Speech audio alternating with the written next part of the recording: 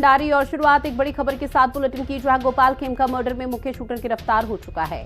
बड़ी खबर, पुलिस प्रशासन के लिए बहुत बड़ी राहत भरी खबर, क्योंकि लंबे समय बाद उनको एक बड़ी सफलता हाथ लगी।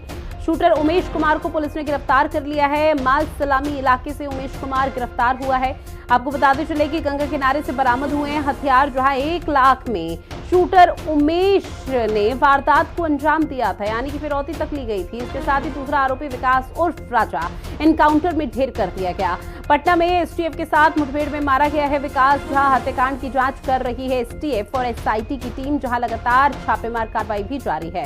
पुलिस पर बदमाश ने इस दौरान गोली चलाई थी। जवाबी कार्रवाई में आरोपी विकास मारा गया है। अवैध हथियार बनाने का कारोबार करता था आरोपी, जहां उमेश के साथ घटनास्थल पर ये विकास था। और अब ऐसे में माना जा रहा है कि पुलिस प्रशासन की तरफ से कई और भी बड़े चौंकाने वाले खुलासे किए जा सकते हैं, और उम्मीद यही जताई जा रही है कि शायद और भी आरोपियों की संलिप्तता इस पूरे मामले पर है। संजीव मेरे सहयोगी हमारे साथ लाइव बने हुए हैं ज्यादा जानकारी के साथ। संजीव, पूरे मामले पर क्या अपडेट है? सुबह 11 बजे एक तरफ प्रेस कॉन्फ्रेंस, दूसरी तरफ पुलिस प्रशासन के हाथ जो बड़ी सफलता लगी है, क्या अभी भी कोई ऐसे बड़े खुलासे या जो आरोपी अभी पुलिस के हाथ से बाहर चल रहे हैं? पूरे मामले में जो विकास उर्फ राजा है उसको पुलिस ने एनकाउंटर कर दिया है, और उसमें जो जानकारी है कि पटना के माल सलामी इलाके में एनकाउंटर हुआ है, जिसमें वो मारा गया है। उसके अलावा जो मुख्य और मास्टरमाइंड है। ठीक है संजीव, मैं रोक रही हूँ। हमारे साथ कार्तिक शर्मा जी जुड़ चुके हैं, जो कि पटना के एसएसपी हैं। सर, आपसे मैं अपडेट लूंगी इस पूरे मामले से जुड़ी हुई, क्योंकि बहुत कई तरह की कवायद चल रही थी और उसके बाद एक बड़ी सफलता, जहां गोपाल खेमका के एक आरोपी का तो यहाँ पर मर्डर हो चुका है, एनकाउंटर हो चुका है, दूसरा पुलिस गिरफ्त में। जैसे ये घटना हुई थी पूरा, और पुलिस के द्वारा चैलेंज के रूप में लिया गया था, और बहुत ही बढ़िया ढंग से इन्वेस्टिगेशन करते हुए उसमें जो शूटर थे और जिनके द्वारा पूरा घटना का षड्यंत्र रचा गया था, उनकी गिरफ्तारी की गई है। इसमें जो हथियार से की गई थी वो रिकवरी हो गई है। साथ ही में जो बाइक पे था और जो कपड़े पहने थे वो सब रिकवर हो गया है इसमें, और इसमें पूरे तार जुड़ गए हैं उसमें, और पूरे एविडेंस के साथ हम इसमें कार्रवाई कर रहे हैं। सर, क्या इस पूरे मामले पर अभी और भी आरोपी हैं जो फरार हैं? इसमें कई लोगों पे जांच हुई है, कई लोगों के साथ हथियार बरामद हुआ है। इसमें अभी और लोग भी हैं जो जिन पे पूर्व में भी केस रहा है और जिनके नाम इसमें आ रहे हैं। उन सब इन्वेस्टिगेशन चल रहा है, उनसे पूछताछ भी होगी, और अगर एविडेंस आएगा तो उन पर कार्रवाई भी होगी। चूंकि 11 बजे प्रेस कॉन्फ्रेंस आप लोगों की तरफ से की जाएगी, खुलासे रहेंगे, लेकिन उससे पहले मैं ये समझने की कोशिश की वजह क्या रही थी जो ये बड़ा मर्डर केस सामने आया?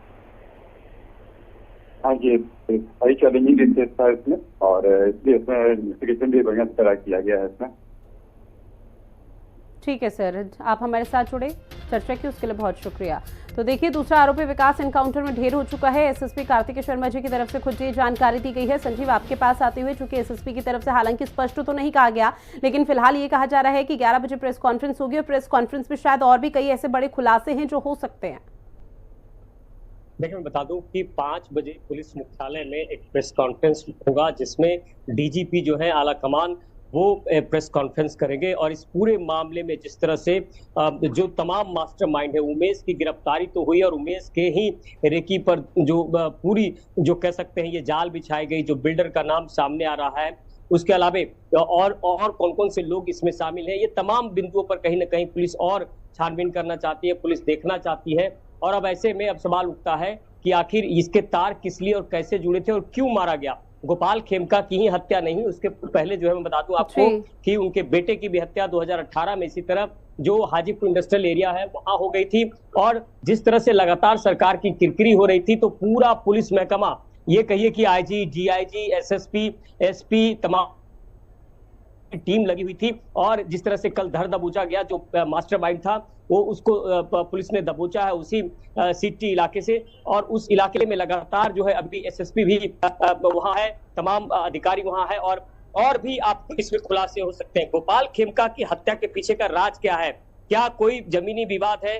उमेश जो गिरफ्तार हुआ है उसको जिस तरह से सुपारी दी गई, कि कितने पैसे उसको देने थे, कितने पैसे दिए गए। जो जानकारी आ रही है कि कहीं से 1 लाख की बात आ रही है, कहीं से कुछ और बात आ रही है। तो देखिए, इन सब का खुलासा जो है, जब पूरी तरह से इसके सूत्र और तार जहां से भी जुड़े हैं, उसमें शाम 5 बजे जो बिहार के डीजीपी हैं वो प्रेस कॉन्फ्रेंस करेंगे और इस पूरे मामले में इसका पर्दाफाश होगा। ये सबसे बड़ी राहत की बात है कि इस पूरे मामले में जिस तरह से पुलिस की किरकिरी हो रही थी, तो पुलिस को एक बड़ा कह सकते हैं कि बिल्कुल देखिए, और पटना के एसएसपी कार्तिकेय शर्मा की तरफ से कहा भी गया कि ये बहुत बड़ा मैटर था और इसे हमने एक चैलेंज के तौर पर लिया था, जिसे हमने सॉर्ट आउट कर लिया है। लेकिन हम ये भी जानेंगे संजीव की बेऊर जेल से भी कनेक्शन निकाला जा रहा था। अजय वर्मा, जिसकी 2018 में गिरफ्तारी हुई थी, जब गुंजन को यहाँ पर गुंजन खेमका को मार दिया गया था, उस दौरान के बाद से लगातार पुलिस प्रशासन शक जता रहा था। तो क्या बेऊर जेल से भी किसी तरह का कोई साजिश का कनेक्शन? देखिए, बेऊर जेल में मैं आपको बता दूं कि जब इनकी हत्या हुई थी खेमका जी की, उसके बाद तुरंत ही आईजी और तमाम जो आला अधिकारी हैं वो बेऊर जेल में छापेमारी किए थे। और उसमें आपको पता भी है कि किस तरह से 3 लोगों पर गाज गिरी थी और लोगों की पर जो है कार्रवाई चल रही है। लेकिन बेऊर जेल में जो बड़े बड़े अपराधी जो कई अपराध को अंजाम देकर बंद हैं, क्या वहां से इसके तार जुड़े हुए हैं? क्योंकि कई बार ऐसा होता है कि जब जेल में छापेमारी होती है तो कई संदिग्ध चीजें बरामद होती हैं, फोन बरामद होता है। तो इस मामले को लेकर भी जो बड़े बड़े अपराधी हैं जो कि पूरे बिहार में अपराध को अंजाम देते हैं, तो वैसे में जेल में भी एसटीएफ की टीम गई थी, पूछताछ वहां की है और ऐसे में बहुत सारी चीजें आने की संभावना है। तो मैं बता रहा हूं आपको कि इसके तार कई तरह से जुड़े हुए हैं और ये पूरा जो है खुलासा देर शाम 5 बजे जब डीजीपी करेंगे तो उसमें साफ होगा कि आखिर गोपाल खेमका की जो हत्या हुई उसके पीछे का बड़ा राज क्या था, क्या कुछ इसके पीछे का राज था, क्यों हत्या कराई गई और किन किन लोगों का इसमें हाथ था। हालांकि देखिए, पुलिस प्रशासन की इमेज का भी सवाल था और इमेज का सवाल इसलिए भी था क्योंकि लगातार पुलिस की कार्यप्रणाली पर भी सवाल उठाए जा रहे थे और कानून व्यवस्था को लेकर भी सवाल पूछे जा रहे थे कि क्या इतनी चरमरा चुकी है। लेकिन अब जब आरोपी जेल की सलाखों के पीछे हैं, उसको लेकर प्रेस कॉन्फ्रेंस की जाएगी, तो क्या एक नजीर पेश करने वाली कानूनी कार्रवाई भी यहां पर होगी ताकि आने वाले समय में जो बदमाश या इस तरह के शूटर्स या अपराधी हैं उनके अंदर एक खौफ बना रहे पुलिस प्रशासन और कानून व्यवस्था का?